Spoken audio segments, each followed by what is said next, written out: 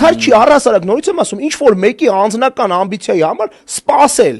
ամեն օրը ժողովուրդ ջան, այդ սпасելու հետևանքով մենք զրկանք ենք կրում բոլորս։ Խնդիրը այդ սпасելն է, որովհետև եթե ընտրություններ լիներ վաղը ու նախագահ երկրորդ ասեր, որ էս է իր մոտեցումը, անկեղծ լինեմ, ես չի համարի դա անազնիվ։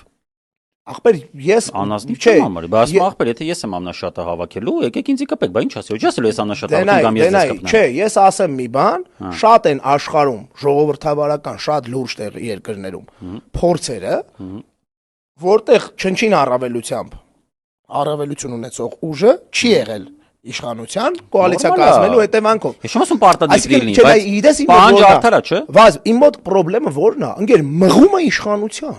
Ես չեմ կարող հասկանամ այդ դրա կայֆը։ Արա չէ, ես չեմ հասկանում։ 70-անց մարդու համար չեմ հասկանում։ Մարդ հա, ես կարամ իրան հասկանամ, բրատ։ Պրոստը այս պարագայում